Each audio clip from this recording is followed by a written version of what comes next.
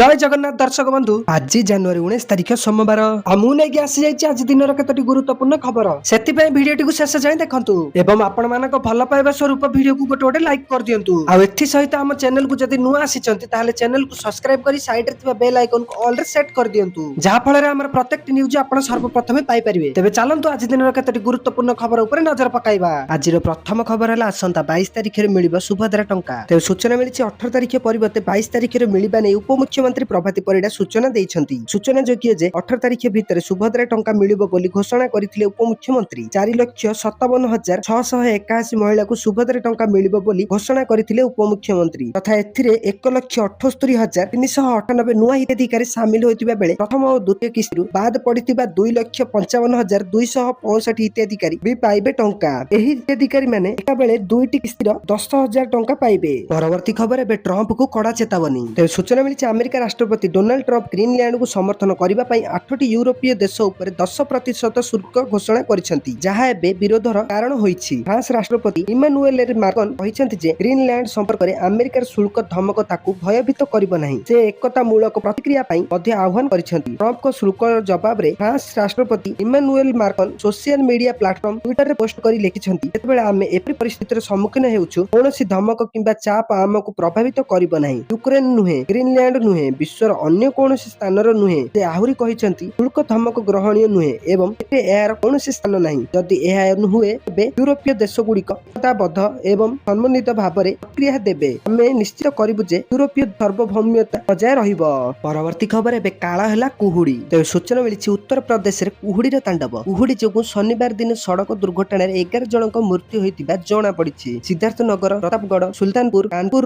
बागपत बदायूर रे सड़क दुर्घटना रे छोट पिलांक समेत 11 जनकर मृत्यु होइछि। एथिरे 95 जन आहत होइतिबा सूचना मिलिछि।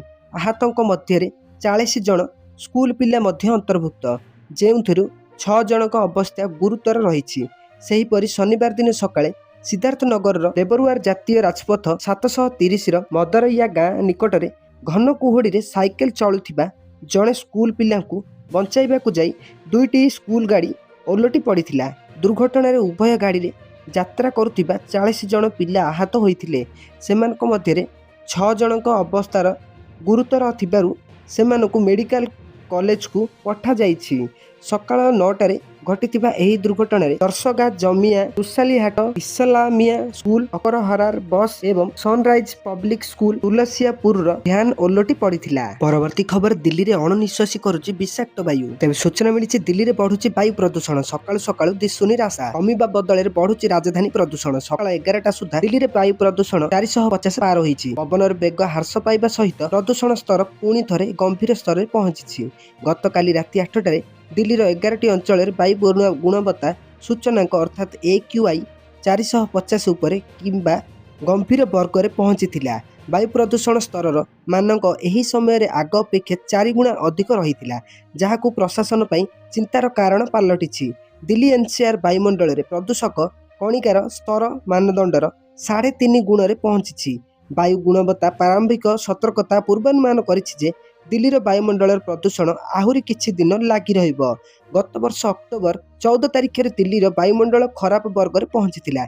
सेबेठारु एपरि गोटिए भी दिन होई नाही जेतेबेले वायु गुणवत्ता सूचनांक 200 तळकु आसीछि। वर्धित पवन बेग जोगु प्रदूषण स्तर रे सामान्य उन्नति घटिथिले मध्य दिल्लीर वायुमंडल संपूर्ण सफा हेउ नाही। परवर्ती खबर एथर रेलवे आनिला कठोर नियम। तेबे सूचना मिलिछि वंदे भारत एक्सप्रेस रो अपार सफलता पर देश को एबे प्रथम वंदे भारत स्लीपर ट्रेन रो उपहार मिलिछि।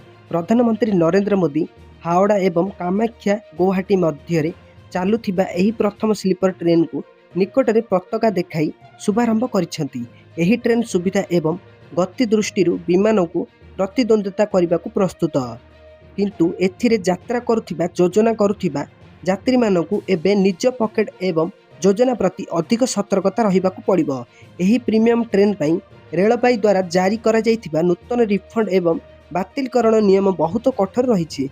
जदि आपण टिकेट बुकिंग करिबारे सामान्यतम शीघ्रता देखांती किंबा परे आपणकर योजना परिवर्तन करंती तेबे आपण यथेष्ट आर्थिक क्षति ସହିପାରନ୍ତି। ପରବର୍ତ୍ତୀ ଖବର ଏବେ ଗଡ଼ିବ ନାହିଁ ଘରୋଇ ବସ୍। ତେବେ ସୂଚନା ମିଳିଛି ମୁଖ୍ୟମନ୍ତ୍ରୀ ବସ୍ ଚଳାଚଳକୁ ବିରୋଧ କରି ଘରୋଇ ବସ୍ ମାଲିକ ସଂଘ ରବିବାର ଦିନ ଏକ ବଡ଼ ନିଷ୍ପତ୍ତି ନେଇଛି। ସୋମବାର ଦିନ ସକାଳେ ଏଣିକି ଆଜି 6ଟାରୁ ପାରାଦୀପ ବସ୍ଷ୍ଟାଣ୍ଡରୁ ଘରୋଇ ବସ୍ ଗଡ଼ିବ ନାହିଁ ବୋଲି ସଂଘ ପକ୍ଷରୁ ଜନସାଧାରଣଙ୍କୁ ଅବଗତ କରି ଦିଆଯାଇଛି। ଦାବି ପୂରଣ ନ ହେବା ପର୍ଯ୍ୟନ୍ତ ଅନିର୍ଦ୍ଦିଷ୍ଟ କାଳ ଯାଏଁ ବସ୍ ଚଳାଚଳ ବନ୍ଦ ରହିବାକୁ ସଂଘ ଘୋଷଣା କରିଛି।